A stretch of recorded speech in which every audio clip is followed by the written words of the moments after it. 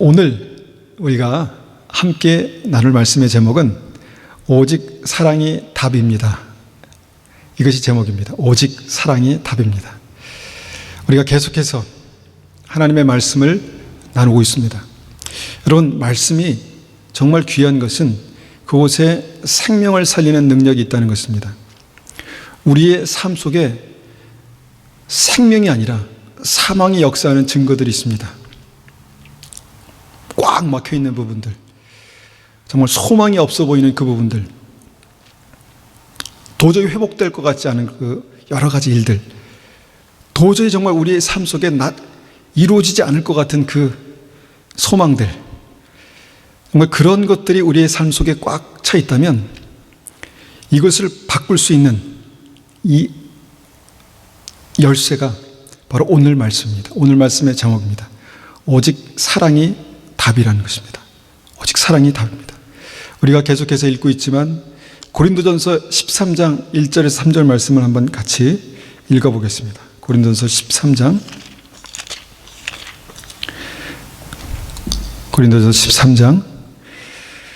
1절에서 3절까지 말씀을 제가 쉬운 성경으로 받들어 읽겠습니다.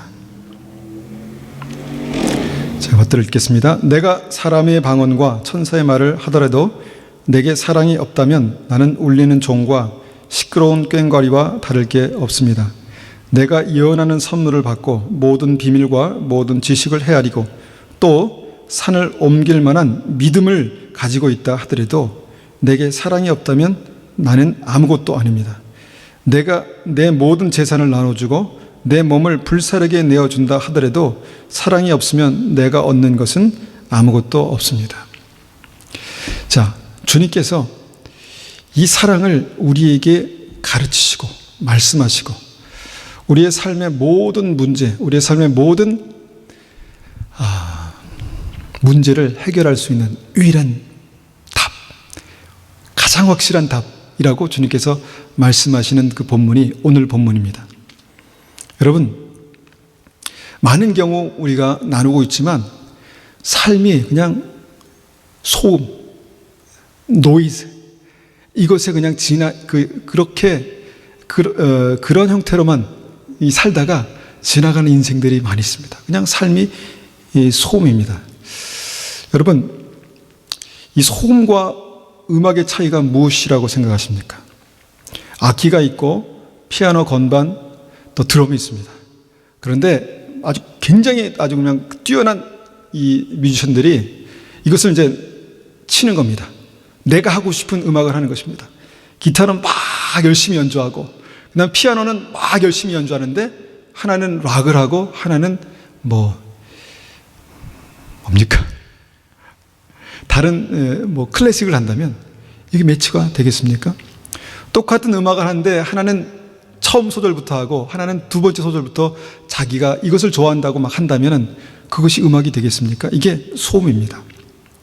우리의 인생에 정말 소음이 되는 이 첫 번째 우리가 사랑의 원칙 가운데 우리가 사랑이 없으면 그것은 단순히 소음입니다. 노이즈입니다. 라고 말씀하시는 그것이 왜 그렇게 되냐면 우리는 가장 중요한 그 원칙이 없다는 것입니다. 원칙을 모른다는 것입니다. 그런데 그것이 우리의 삶 속에 읽혀지면 이제 소음과 같은 인생이 아름다운 하모니를 가진 음악이 된다는 것입니다. 법칙이 있다는 것이죠. 이런 원리가 성경을 읽다 보면 하나로 다 통합니다. 여러분, 행함이 없는 믿음은 죽은 믿음이다 라고 말씀하신 것을 우리는 여러 차례 듣습니다. 그런데 그 행함을 우리가 다시 한번 성경을 펼쳐서 읽다 보니까 사랑하지 않는 믿음은 죽은 믿음이다 라는 결론을 우리가 얻었습니다. 내가 지금 믿음으로 사랑하지 않는다면 나는 아무 쓸데없는, 아무것도 아닌, 하나님께서 우리를 너는 아무것도 아니야 라고 말씀하실 수 있는 그 믿음이라는 것입니다. 사랑하지 않는 믿음은. 여러분, 구원받는 믿음은 사랑이라고 그렇게 말씀드렸습니다. 구원받는 믿음, 사랑입니다. 오직 믿음으로 천국에 갑니다. 그죠? 오직 믿음으로, 구원받는 믿음으로 천국에 가죠. 그런데 이 말씀을 종합해 보면 오직 사랑하는 사람만 천국에 갑니다. 사랑하는 사람만. 사랑이 뭔지도 모르고 내가 사랑을 추구하지도 않고 내 삶 속에 그 증거가 없는데 나는 천국에 가고 있다. 이건 굉장히 큰 넌센스입니다. 절대로 그렇지 않습니다. 그 삶 속에 믿음이 사랑으로 나타나지 않는데, 그것을 추구하지 않는데 어떻게 그가 천국으로 가겠습니까? 오늘 첫 번째 우리가 이 말씀을 통해서 무엇이 왜 사랑이 답인가? 첫 번째는 사랑은 천국으로 향하는 정확한 방향입니다. 여러분, 천국 가기를 원하시죠? 영생을 누리시기 원하시죠? 그리로 여러분들의 인생이 가고 있다라는 그런 확신을 가지고 가기 원하시죠? 사랑이 그 방향입니다. 사랑이 천국을 향하는 정확한 방향이라는 것이죠.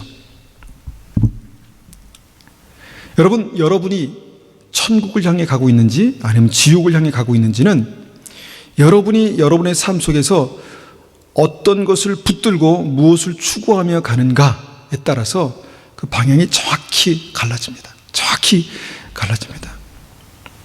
그래서 사랑은 천국을 향하는 정확한 방향입니다. 우리가 말씀을 가지고 한번 이것을 다시 한번 생각해 보겠습니다. 창세기 13장입니다. 창세기 13장 말씀을 한번 열어보겠습니다. 자, 성경은 없으면 핸드폰이라도. 자, 핸드폰이라도. 자, 말씀드렸죠. 우리가 지금 하나님 앞에 있는 것입니다. 하나님 앞에 이 말씀을 들으십시오. 창세기 13장.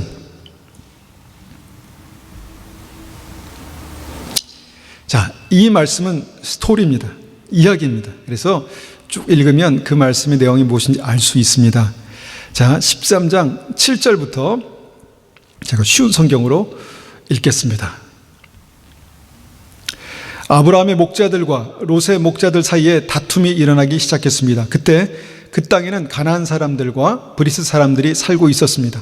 아브라함이 롯에게 말했습니다. 너와 나 사이에 다툼이 있어서야 되겠느냐?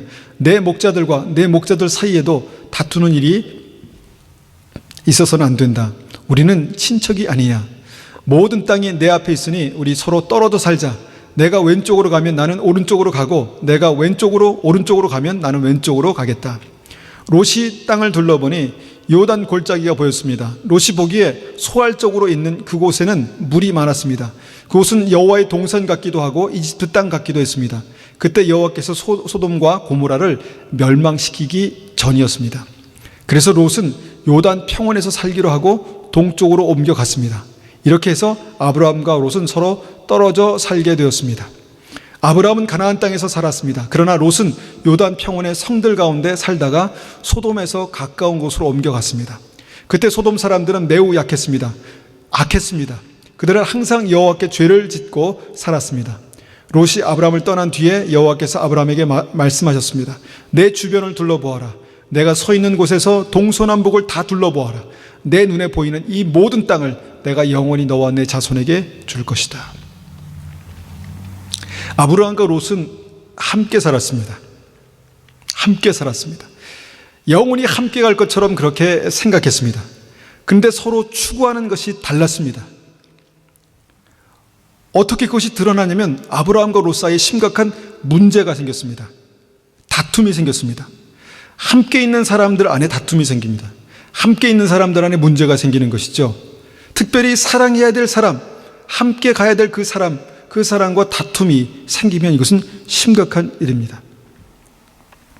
여러분, 그 다툼 가운데 아브라함이 결단한 것과 롯이 결단한 것이 달랐습니다.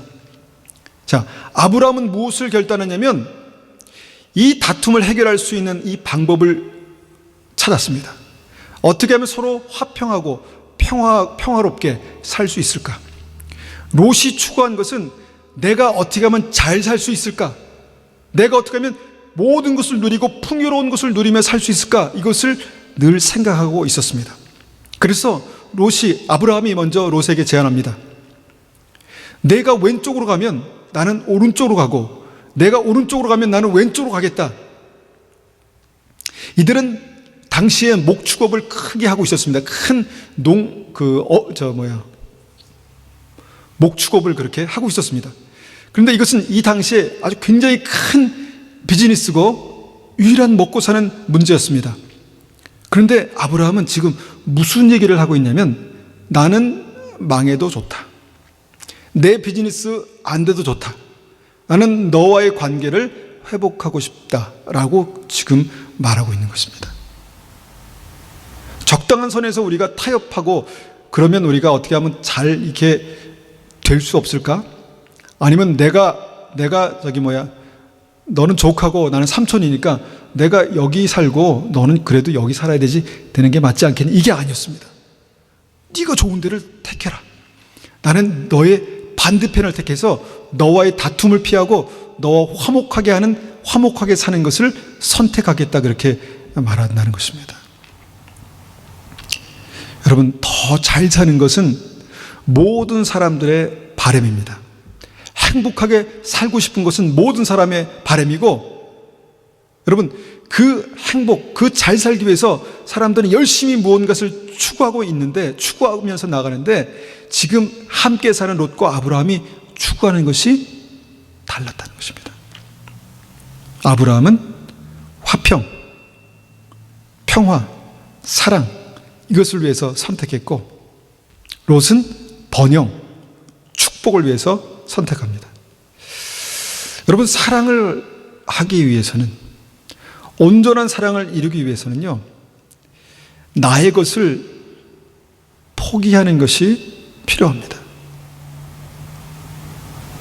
어떻습니까? 온전한 화평, 온전한 평화, 온전한 사랑을 이루기 위해서는 나의 것을 포기하는 것이 절대적으로 필요합니다. 그것을 포기하지 못하니까 그냥 그 안에서 지지고 볶고 막 싸우는 것입니다.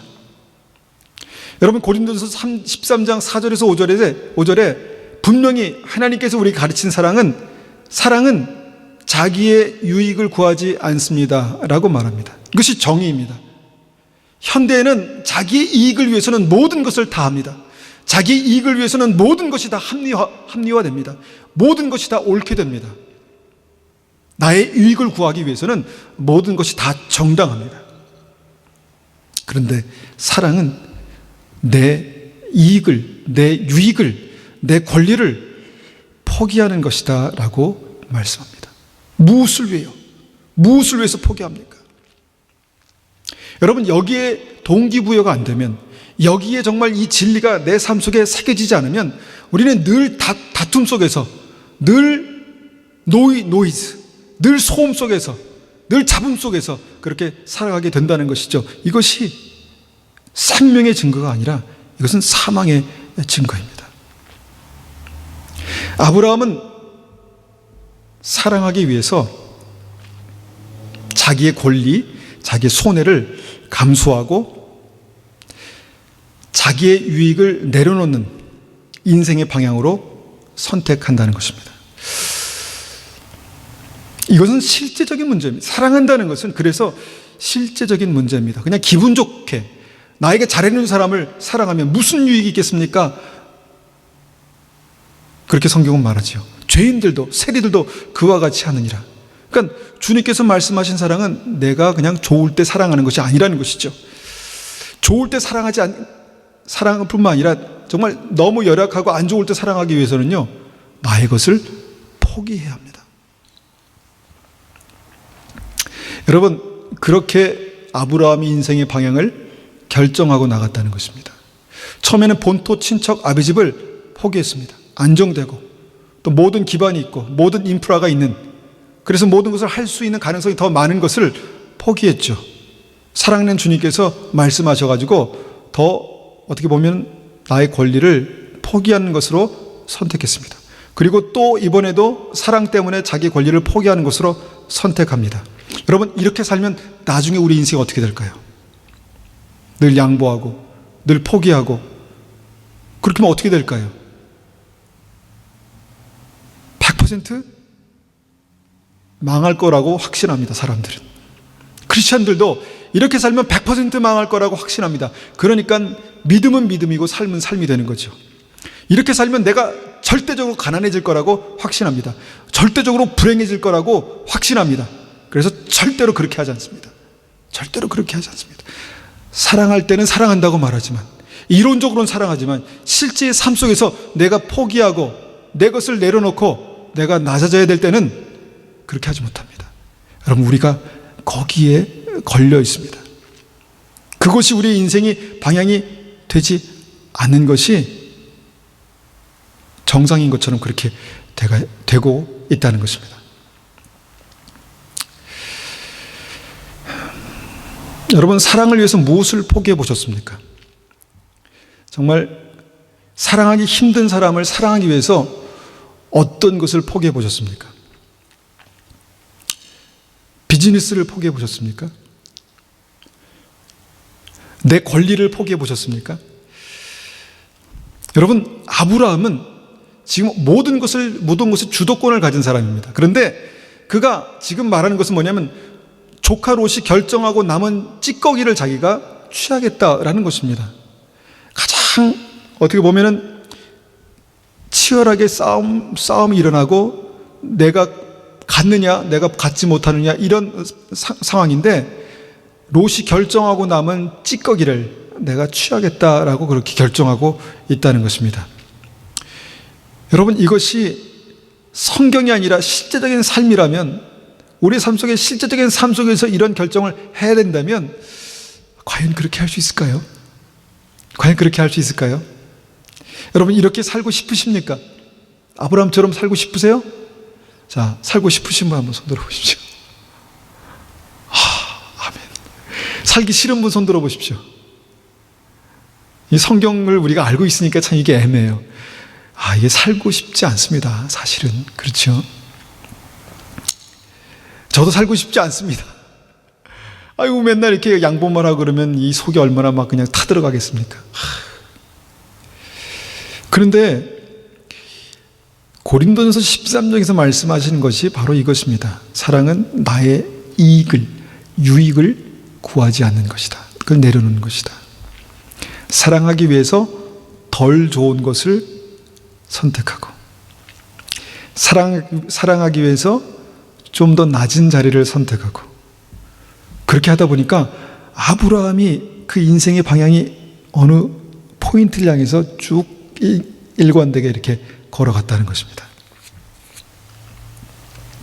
그런데 중요한 것은요, 여기서 우리가 믿음이 필요한 것입니다. 근데 중요한 것은 그렇게 가다 보니까 그 길에서 생명의 역사였다는 것입니다. 많은 사람들은 자기의 유익을 위해서 끊임없이 달려갑니다. 끊임없이 모든 사람들이 자기의 유익이 되는 곳으로 끊임없이 달려갑니다. 그런데 그곳에서 무엇이 나타나고 있습니까? 무엇이 나타납니까? 성경에서 말씀하신 그 생명의 역사와 정확히 반대되는 것들이 나타납니다. 정확히 반대되는 것이 나타납니다. 막 질투하고 미워하고 서로 으르렁거리고 정말 잡아먹지 못해서 막 안달이고 정말 밟지 못해서 안달이고 그렇게 되는 것이 이 땅에서 사랑을 추구하는 방법입니다. 정확히 반대의 것들이 일어납니다. 여러분, 이것이 생명이 아닙니다. 롯이 추구하는 것과 아브라함이 추구하는 것이 이렇게 달랐는데, 아브라함이 추구하는 것에서는 생명의 역사가 일어났다니까요. 그게 14절과 15절입니다. 14절, 15절 다시 한번 보면은, 롯이 아브라함을 떠난 뒤에 여호와께서 아브라함에게 말씀하셨습니다. 내 주변을 둘러보아라. 내가 서 있는 곳에서 동서남북을 다 둘러보아라. 내 눈에 보이는 이 모든 땅을 내가 영원히 너와 내 자손에게 줄 것이다. 여러분, 크리스찬, 하나님의 자녀들의 궁극적인 데스티니는 여기입니다. 주님의 사람들, 끝까지 주님을 추구하고 나아갔던 사람들이 하나님의 은혜를 경험했습니다. 축복을 경험하고 형통을 경험했습니다. 처음부터 그것을 바라고 나갔던 것은 아닌데, 정말 하나님의 사랑을 붙들고 나가니까 그의 삶 가운데 형통이 임하고 축복이 임했다는 것입니다. 그런데 반대로 축복과 형통을 붙들고 그것을 향해서 가다 보니까 그곳에 미움과 질투와 살인과 분냄과 그런 것들이 역사했다는 것입니다. 이것이 정말 극명한 생명과 사망의 차이라는 것입니다. 아브라함이 그 마음속에 사람이기 때문에 분명히 자기가 원하는 방향이 있지 않겠습니까? 분명히 그 원하는 방향이 있었습니다. 나도 풍족한 땅에서 내가 가진 양들을 먹였으면 좋겠다. 내가 가진 소들 살찌우고 싶다. 이런 생각이 없었겠습니까? 비즈니스 하는 사람이. 근데 그 방향을 포기했습니다. 한쪽 방향을 포기하니까 주님께서 모든 방향을 열어주십니다. 여러분, 이것이 형통입니다. 내가 놓지 못하는 그 한쪽, 내가 놓지 못하는 그 방향, 이것을 포기하니까 아브라함에게 모든 방향이 다 열립니다. 모든 방향이 다 열립니다. 동서남북을 바라봐라. 사방팔방을 바라봐라. 내가 밟는 땅을 너에게 주겠다. 이것이 믿음의 사람들에게 나타나는 형통의 역사입니다. 사람들이 여기까지 가지 못하니까 이 믿음은 아무것도 아니야 라고 덮습니다. 그런데 그 전에 그가 그 땅에 이르지 못하는 이유는, 축복의 땅, 형통의 땅에 이르지 못하는 이유는 추구하는 방향이 달랐기 때문입니다.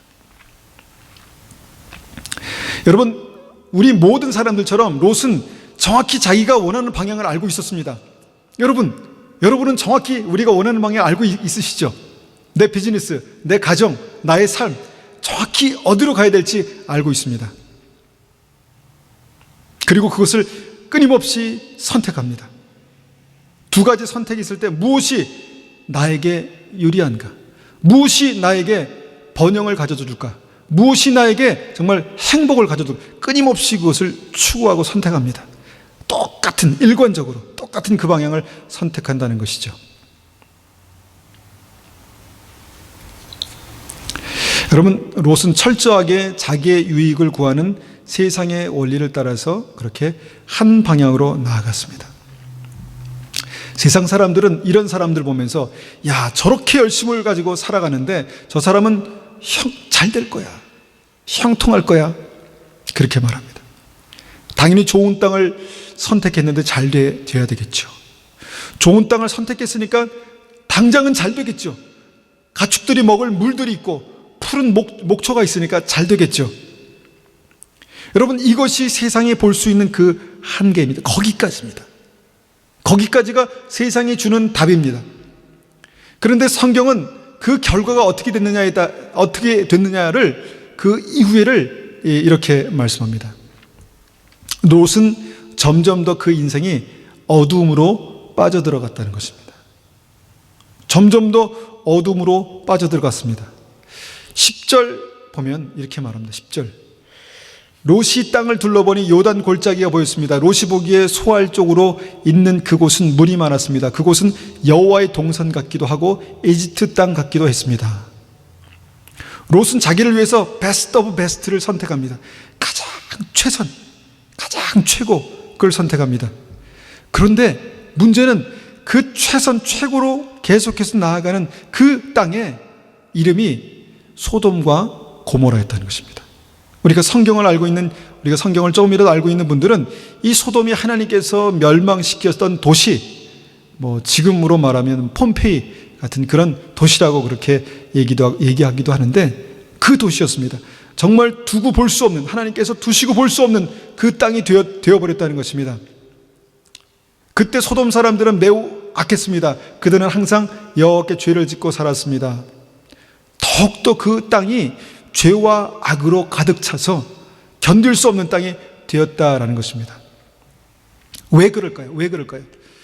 롯은 자기를 위해서, 자기의 이익을 위해서 그 풍족해 보이는 땅을 선택했습니다. 그리고 많은 사람들이 같은 목적으로 그 땅을 선택합니다. 그렇지 않을까요? 이 사람도 이 목적으로 이 땅을 선택하고, 이 사람도 이 목적으로 선택하고, 그러다 보니까 이들이 한 곳에 모이게 됩니다. 한 곳에. 어디냐면 거기가 소돔과 고모라였다는 것입니다. 목적이 같습니다. 방향성이 분명합니다. 그러다 보니까 한 곳에 모이게 됩니다. 그러면 그들이 한 곳에 모여서 무엇을 하겠습니까? 자기의 유익을 구하는 것입니다. 자기의 이익을 조금이라도 더 잘 되기 위해서 그것을 목숨 걸고 구하는 것입니다. 그러다 보니까 어떻게 됩니까? 피 터지게 싸우는 것입니다. 피 터지게. 밟지 않으면 밟힌다. 내가 죽이지 않으면 죽는다. 이것이 세상이 추구하는 번영입니다. 번영. 행복입니다.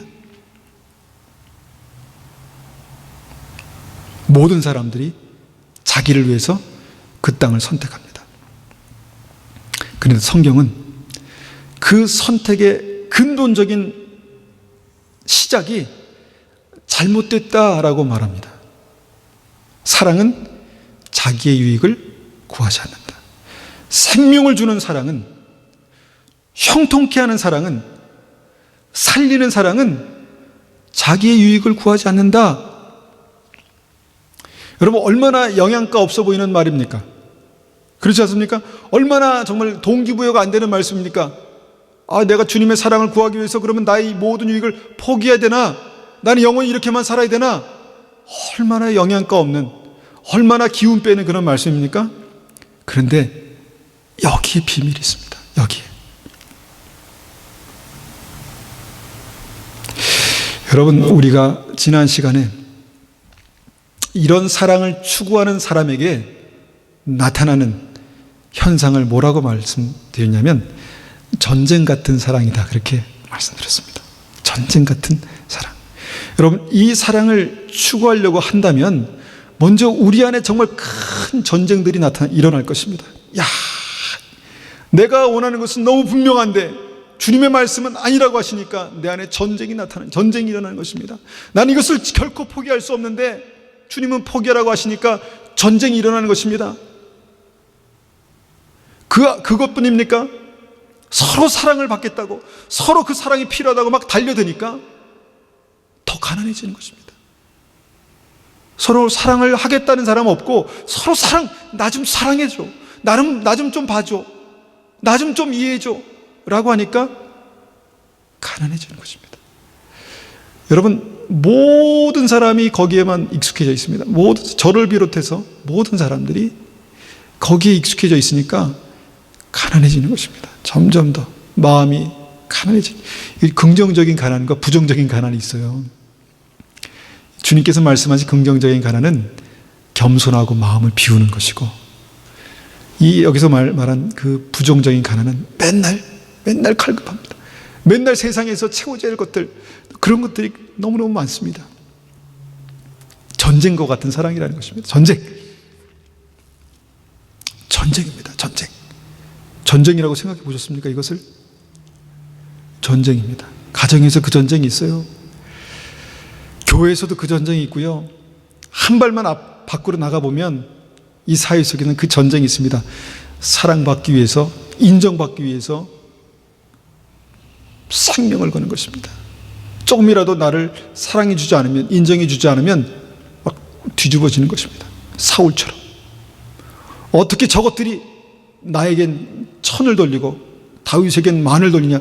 절대로 그럴 수 없다. 내가 이것을 완전히 바꾸겠다. 그들의 마음을 나에게로 향하게 하겠다. 그러다 보니까 질투, 미움, 살인, 사망이 역사했습니다. 사단이 그를 온통 잡고 흔들어댑니다. 그리고 그의 인생은 그 길로 갔습니다. 여러분, 이것이 너무너무 극명합니다. 너무너무 극명한 차이가 나타납니다. 이 싸움에서 아브라함은 승리했습니다. 이 싸움에서, 자기와의 싸움에서 갖고 싶은데, 나도 물이 필요한데, 나도 목초지가 필요한데, 화평을 이루기 위해서, 주님의 뜻을 이루기 위해서, 사랑을 이루기 위해서 내가 나를 포기한다. 딱 접었습니다. 네가 먼저 선택해라. 내가 그 다음에 나머지를 찌꺼기를 선택하겠다. 이 싸움에서 승리했습니다. 그런데 중요한 것은 그것을 하나님 정확히 보셨습니다. 하나님은 사랑이십니다. 사랑의 원리가 하나님의 법입니다. 그리고 사랑하는 자가 하나님을 사랑할 수 있습니다. 그런데 그가 그렇게 행동하는 것을 주님께서 보시고 결국은 주님께서 그 아브라함의 삶을 붙드셨습니다. 그의 삶에 그릇이 만들어지는 거 보시고 그의 삶에 하나님의 축복과 사랑을 부으십니다. 동서남북 모든 방향은 내가 너에게 맡긴다. 그 한 방향, 그 한쪽 정말 얻겠다고 막 목숨 걸고 달려가는데 여러분 그것을 탁 놓으니까 주님께서 모든 방향, 동서남북 모든 방향, 내가 밟는 모든 땅을 다 너에게 주겠다 말씀하십니다. 여러분 그런 은혜가 여러분 그렇게 나타나야 되지 않겠습니까? 우리의 인생에 그거 놓지 못해서 그거 못 놓겠다고 막 붙드니까 다 잃어버립니다. 다 잃어버리는 것입니다. 그럼 그걸 한번 놔보십시오. 주님 앞에 무엇을 위해서? 주님의 사랑을 내가 온전히 이루기 위해서 내가 그냥 주님께 던져보십시오. 놔보십시오. 그게 오퍼링입니다, 사실은. 그게 예배고, 그러면 주님께서 우리의 삶의 형통, 모든 방향을 다 열어주시는 그 은혜가 임하게 됩니다. 왜 그랬을까요? 여러분, 하나님께서는 그 아브라함의 태도와 결정에 감동하십니다. 하나님은 사랑에 감동하시는 분이십니다. 뭐 큰 거, 엄청난 거에 감동하는 게 아니라 주님은 진실한 사랑을 추구하는 그 사람의 삶에 감동하시는 분이십니다. 여러분, 믿음은 하나님을 그렇게 만나는 것입니다. 하나님께서 우리를 만나셨을 때, 아이고 어서 와라 우리 딸, 아이고 어서 와라 우리 아들, 너 왔니? 근심 걱정으로 너 또 왔구나 뭐 줄까? 이게 아니라 아이고 너 왔구나, 이렇게 되는 것이 믿음입니다.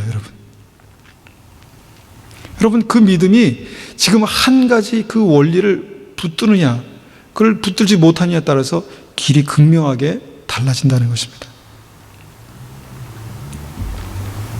여러분, 이렇게 사랑은요, 우리를 생명의 길로 인도합니다.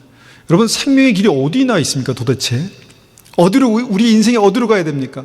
캐나다에 있어야 합니까? 미국으로 가야 됩니까? 한국으로 가야 됩니까? 모릅니다. 어디로 갈지 어떻게 알겠습니까? 내 미래가 정말 회사로 가야 됩니까? 아니면 이쪽으로 어느 회사를 가야 됩니까? 모릅니다. 그런데 분명한 것이 있습니다. 하나님을 사랑하는 그 사랑을 추구하십시오. 그러면 주님께서 한 걸음씩 그 방향을 인도하실 것입니다. 여러분, 사랑 같지만 사랑이 아닌 게 정욕입니다.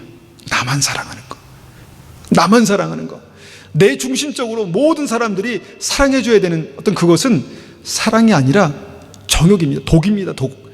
그런 사랑을 받으면요, 병듭니다. 그런 사랑을 받으면 자기가 교만해집니다. 그런 사랑에 익숙해지면 그 사람은 생명이 역사할 수 없습니다. 여러분, 이것이 고린도전서 13장에 말씀하시는 진짜 사랑입니다. 이 진짜 사랑이 진짜 믿음이고, 진짜 사랑이 영생으로 우리를 인도하는 분명한 길이다라는 것입니다. 여러분, 내가 추구하는 그 사랑이 오래 참고 친절하고 나의 유익이 아니라 상대방의 유익을 구하는 사랑으로 한 걸음씩 나아갈 때 그 사랑은 역사합니다. 생명은 역사합니다. 이것이 분명한 방향성입니다. 두 번째는, 여러분, 내가 아니라 상대방을, 당신을 사랑하는 그 길에 하나님의 생명의 빛이 임합니다. 빛이 임한다는 것은 여러 가지 의미를 담고 있습니다. 여러분, 깜깜한 데를 한번 걸어보셨습니까? 깜깜한 데를. 시골길, 가로등도 없는 그런 시골길, 달빛도 없는 그런 곳에서 깜깜한 데를 걸어보셨습니까? 아마 한두 번은 그런 적이 있었을 것 같은데, 옛날에 저는 그 시골길을 그렇게 걸어본 적이 있었습니다. 두렵고 무섭고 길도 보이지 않고 어디서 뭐가 튀어나올지 모르는 두려운 상황 가운데 그 길을 가게 됩니다. 이렇게 우리 인생이 될 수 있습니다. 매일 두렵고 무섭고 떨리고, 그런데 빛이 임하면 보입니다. 보이지 않던 것이 완벽하게 보입니다. 빛이 임하면 길이 보입니다. 아, 이리로 가야 되겠구나. 여러분들에게 그 길이 보이십니까? 인생길이 보이십니까? 빛이 임하면 보일 것입니다. 그런데 어둠 가운데 있으면 보이지 않습니다. 그 증거가 뭡니까? 절망입니다. 소망 없는 것입니다. 보이지가 않는 거예요. 내 인생의 길이 보이지가 않는 거예요. 어디로 갈 것인가 도대체? 빛이 없는 것입니다. 여러분, 생명의 길을 가면 빛이 임합니다. 사망의 길을 가면 사망의 어두운 골짜기라고 하지 않습니까? 사망이 임하면 어두워집니다. 롯이 자기의 유익을 최우선적으로 구하는 인생의 길을 선택했을 때 그 주위에 같은 이유로 많은 사람들이 모여지면서 거기에는 하나님께서 멸망하실 수밖에 없었던 어둠이 임했습니다. 어둠이. 하나님께서 쓸어버릴 수밖에 없었던, 불로 멸망시킬 수밖에 없었던 어둠이 다 모여들었습니다. 그리로 죄악이 가득하고 미움이 가득하고 다툼이 가득하고 욕심이 막 그냥 가득하고, 그것이 이 시대의 어둠입니다. 많은 사람들이 소돔으로 고모라로 그렇게 막 달려가려고 합니다.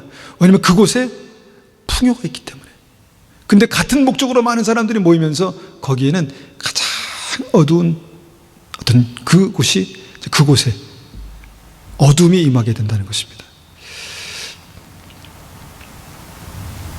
미움, 다툼, 시기, 질투, 성령의 열매와 정확히 반대가 되는 것들, 뒷담화, 억울함, 자기연민, 패배, 이게 어둠입니다, 여러분. 그 어둠 가운데 많은 사람들은 매일 신음합니다. 내 인생이 왜 이럴까? 나는 이렇게밖에 살 수 없나 봐. 나는 패배자야. 저 사람 때문이야. 저 사람 왜 저런 인생을 저 모양으로 살아? 뒷담화, 자기연민. 나는 억울해. 우리가, 여러분, 이것이 내가 생명의 길을 택하지 않을 때 임하는 어둠이라는 것을 여러분 지금은 이해할 수 있을지 모릅니다. 그러나 또 삶으로 돌아가면 또 여러분 어둠 가운데 들어가는 것입니다. 그 어둠에서 나올 수 있는 유일한 방법은 주님의 사랑을 붙드는 것입니다. 내가 아니라 다른 사람에게 그 사랑으로 다가가는 것입니다. 여러분, 세상은 철저하게 나는 사랑받기에 합당한 사람, 당신은 사랑받기 위해서 태어난 사람, 물론 그것도 여러분, 나는 늘 사랑받아야 될 사람이 아니라 여러분은 사랑해야 될 사람입니다. 여러분은 사랑하기 위해서 태어난 사람입니다. 누가 그렇게 비판한 말씀을 제가 들었지만 여러분은 사랑하기 위해서 태어난 사람입니다. 그렇게 되면 인생이 풀립니다. 그렇게 되면 여러분들에게 그 목적을 가진 사람들이 여러분 주위로 모이게 됩니다. 사랑하기 위해서 안달난 사람들이 여러분 주위에 모여들게 됩니다. 그렇지 않겠습니까? 그럼 그 사랑은 더 풍성해집니다. 그것이 우리의 가정이 되고 그것이 이 교회가 되기를 간절히 원합니다. 그것이 하나님의 나라입니다. 하나님의 나라 가면 서로 사랑하겠다고, 서로 섬기겠다고, 서로 돕겠다고 막 난리 버거지가 아닐 것입니다. 얼마나 행복하겠습니까? 그렇죠? 이것이 세상의 가치와 하나님 나라의 가치가 철저하게 그렇게 다른 것입니다. 여러분, 하나님의 나라의 이 나라를 추구하는 사람에게 빛이 임한다는 것은요, 우리가 100%는 모르지만 너무 감사하다. 하나님 너무 좋으신 분이시다. 나에게 왜 이렇게 끝없는 은혜를 베푸시나. 행복하다. 좋다. 어떻게 나머지 인생을 내가 믿음으로 살아갈 것인가 기대가 된다. 이런 것입니다. 어두움과 완전히 반대가 되는,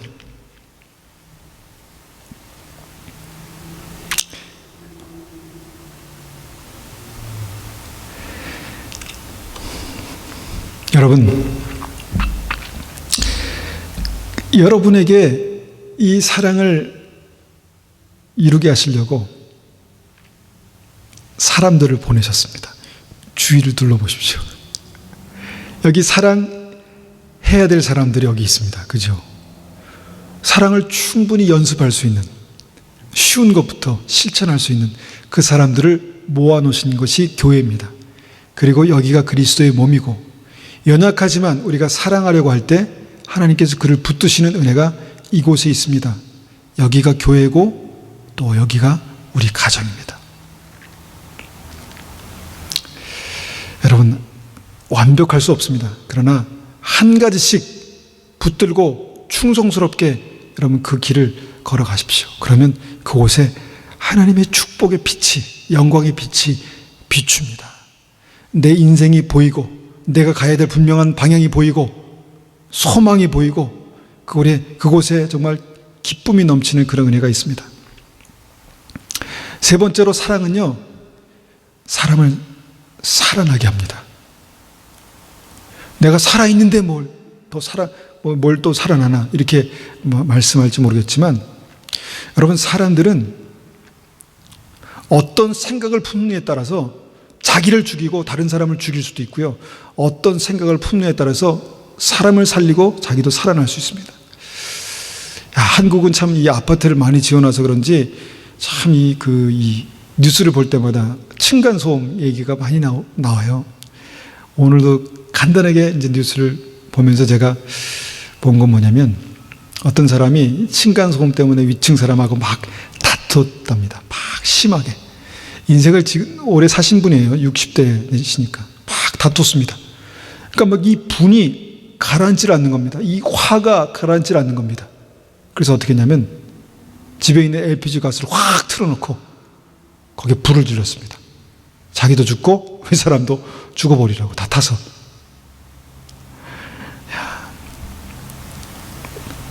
왜 나를 괴롭히는 거야? 왜 나에게 최소한도 정말 내 집에서 조용하게 잘 수 있는 권리를 침해하는 거야? 당신이 뭔데 왜 나의 행복을 앗아가는 거야? 이렇게 접근했겠죠. 그러니까 결국은 나도 죽고 그도 죽이고. 여러분, 세상에서 그 자기를 그렇게 사랑하는 사람들이 여러분 행복할 거라고 생각합니까? 행복하지 못합니다.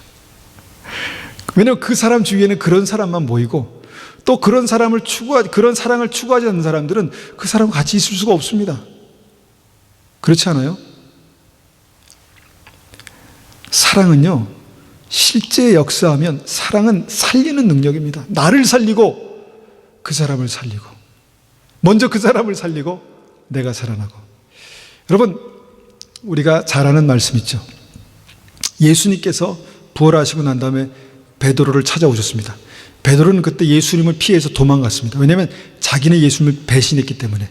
나 같은 배신자가 어떻게 주님을 따를 수 있을까 생각하고 그냥 고기 잡으러 갔습니다. 그런데 그런 주님을 예수님께서 그런 베드로를 찾아가셨습니다. 그리고 말씀하십니다. 내가 나를 사랑하느냐? 내가 나를 사랑하냐? 내가 나를 사랑하냐? 사랑을 말씀하십니다. 그죠? 사랑. 근데 그 다음에 아주 중요한, 우리가 놓치지 말아야 될 말씀이 있습니다. 내가 나를 사랑하느냐? 뭡니까? 그 다음에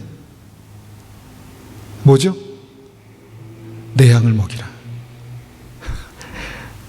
베드로는 지금 주님을 사랑했습니까? 안 사랑했습니까? 첫 번째 질문에 대해서 내가 나를 사랑하느냐, 이 사랑은 이제 아가페의 사랑으로 그렇게 물어보시는데, 나는 주님을 사랑합니다라고 대답한 사랑은 필레오였습니다. 그러니까 사랑이 자신이 없는 거죠. 할 수 없다고 생각하는 거죠. 근데 그나마 주님께서 그 사랑으로 그 베드로를 붙드시면서 하나의 사명을 주십니다. 뭐냐면 내 양을 먹이라. 여러분, 양을 먹인다는 게 뭡니까? 그냥 가서 양 먹이는 겁니까? 정성을 쏟고 사랑을 쏟고 좋은 곳을 먹이기 위해서 자기 시간을 소비하고 자기의 힘을 들여서 먹이는 것입니다. 살리는 것입니다. 살리는 것입니다. 여러분, 이 양이 밖에 들에 돌아다니는 그런 양이라고 생각하는 사람 없지요? 이 양은 사람입니다. 주님께서 사랑을 말씀하시고 또 사랑을 추구하라고 주님께서 말씀하신 다음에 주님께서 주신 게 뭐냐면 주변에 있는 사람들 내 양을 먹여라 입니다. 양을 먹이기 위해서 어떻게 합니까? 여러분, 가정에서 여러분들은 목자입니다. 부모님들은 목자입니다. 주위에 내가 믿음이 있다고 생각하는 사람들은 목자입니다. 그러면 주변에 있는 양들을 어떻게 먹입니까?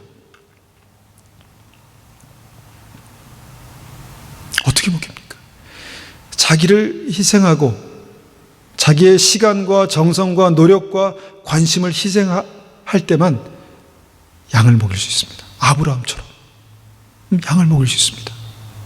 여러분, 이것은 베드로가 어떻게 사랑해야 될지에 대한 분명한 방향성을 주신 것입니다. 네 옆에 나의 양들이 있다. 그들을 먹여라. 너의 것을 나누고 너의 시간과 정성을 나누고 너의 관심을 나누고 네가 아니라 지금 내가 너를 사랑하지만 네가 앞으로 추구해야 될 사랑은 나 좀 누가 좀 돌봐줘. 나 좀 누가 좀 케어해줘. 이게 아니라 너는 살아나기 위해서 네 주변에 하나님의 양들을 먹여라 말씀하신 것입니다. 뭐 양을 먹여라, 목회를 해라, 이게 아니라 주님께서 사랑하시는 사람들을 사랑해라 라는 것입니다. 사랑으로 먹여라 라는 것입니다. 여러분, 그 사랑으로 베드로가 살아나지 않습니까? 배신자고 자기 인생을 자기가 스스로 포기했던 베드로가 하나님께서 원래부터 계획하셨던 그 사람으로, 사람을 낚는, 생명을 살리는 사람으로 다시 거듭납니다. 그리고 베드로를 통해서 교회가 일어납니다. 베드로를 통해서 수많은 사람들에게 복음을 전하고 그 사람을 통해서, 그 한 사람을 통해서 우리가 지금 이 자리에 앉아 있습니다. 여러분, 이것이 생명을 살리는 주님의 사랑입니다. 에이, 내가 베드로 아니잖아. 물론 우리는 베드로가 아닐 수 있습니다. 그렇지만 똑같은 사랑으로 우리를 부르셨다는 것을 우리는 잊지 말아야 합니다. 우리는 베드로는 아닐지라도 베드로 같은 실패를 많이 경험합니다. 정말 주님을 따르겠다고 막 하면서 실제의 삶 속에서는 그렇게 하지 못하는 경우가 너무너무 많습니다. 주님께서 찾아오셔서 이 말씀을 우리에게 주시는 것이죠. 내 양을, 네 주변에 있는 사람들을, 너보다 못한 사람들을, 부족하다고 생각되는 사람들, 그 사람들을 먹이라고. 너 하나 잘 살기 위해서, 나 하나 잘 먹기 위해서 오늘도 그냥 손에 이를 악물고 손을 그냥 이렇게 꽉 쥐면서 너 하나 먹이기 위해서 먹이겠다고, 너 하나 잘 먹이겠다고, 나 하나 잘 먹이겠다고 그렇게 살지 말고 내 양을 먹여라. 그때 생명의 역사가 나타납니다. 그때 생명의 역사가 나타납니다. 여러분, 누가 목자고 누가 양입니까? 여러분, 목사가 아니라고 나는 양이야 그렇게 생각하시겠습니까? 여러분, 한 사람 한 사람은요, 이 하나님의 역동적인 사랑 가운데 부름받은 사람들입니다. 이 진리를 여러분들이 알고 있습니다. 그러면 반드시 여러분의 삶 속에서 이 원리가 열매 맺을 때까지 여러분 그 자리까지 가야 합니다. 거기가 하나님의 나라입니다. 거기가 하나님의 임재하시는 곳이고 그곳에서 우리는 다시 오실 주님을 만날 것입니다. 매일 나만 사랑하다가 매일 나에게만 집중하다가 주님을 만나면요, 주님은 같은 사랑을, 주님께서는 주님의 사랑, 분명한 사랑이 있는데 나는 주님과 다른 사랑을 추구하다가 그곳에서 만났는데 주님께서 어떻게 우리를 아시겠습니까? 주님의 사랑이 하나도 우리 삶 속에 나타나지 않는데 어떻게 주님께서 우리를 아시겠습니까? 여러분, 사랑은요, 나에게 집중되어 있는 관심을 다른 사람에게 돌리는 것입니다. 다른 사람에게 돌려 사랑하기 위해서 내 유익을 내려놓는 것입니다. 한번 그렇게 해보십시오. 한번 그렇게 해보십시오. 무슨 일이 일어나는지. 이게 믿음입니다. 여기까지 가서 경험하면 살아계신 하나님을 만나는 거고, 여기까지 가지 못하면 여러분들은 그냥 종교인입니다. 교회 다니는 사람들. 교회 다니다가 주님 오셨을 때 나는 너를 모르겠다 라고 말씀하실 수 있는 그런 사람일 수도 있습니다. 왜냐하면 주님 사랑하는, 내 형제, 보이는 형제를 사랑하지 못하는 사람은 나를 사랑할 수 없다. 사랑하지 않는 사람은 생명이 아니라 사망이 역사한다. 사랑하지 않는 사람은 어둠 가운데 있다. 어둠 가운데 있는 사람, 사망 가운데 있는 사람이 어떻게 주님을 기쁨으로 맞이하겠습니까? 이 말씀이 진리라면 우리의 삶은 이 전쟁과 같은 사랑이 지금 진행되고 있는 과정 가운데 있습니다. 전쟁입니다. 삶이 전쟁입니다. 한 사람 사랑하는 것이 전쟁입니다. 여러분, 그 싸움에서 여러분 승리하지 못하면 우리는 그냥 이 자리에 머물러 있을 수 있습니다. 사단은 이 진리를 누구보다 알고 있습니다. 사단은 이 진리를 알고 있습니다. 그래서 우리의 몸을 가장 심각하게 파괴하는 것이 무엇인지 아십니까? 관계를 깨는 것입니다. 관계. 아브라함이 추구했던 생명의 길을 가지 못하도록, 자기의 유익을 구하는 쪽으로만 롯의 길을 가도록 우리의 관계를 깨는 것입니다. 깨면 끝입니다. 깨면 거기서 생명의 역사가 아니라 사망의 역사가 나타납니다. 사단은 그것을 정확히 알고 있기 때문에 믿는 가정, 믿는 믿음의 교회, 믿는 사람들의 공동체를 깨트립니다. 그런데 그 사단의 방해를 이길 수 있는 유일한 방법은 주님의 방법대로 사랑하는 것입니다. 사랑하다가 죽는 것입니다. 사랑하다가 내가 망하면 어떡하냐? 어떡하지? 그 길을 가는 것입니다. 그러면 결코 망하지 않습니다. 한번 보십시오. 여러분의 삶 속에 어떻게 하나님의 사랑이 온전히 나타나게 될지, 열매 맺게 될지 여러분 경험하는 것이 믿음입니다. 거기까지 우리가 가는 것이 이 땅에서의 삶의 목표입니다. 목적입니다. 주님 오시기 전에 이 땅에서 우리가 이루어야 할 분명한 우리의 삶의 목표이고 방향성입니다. 우리가 한번 같이 기도하겠습니다.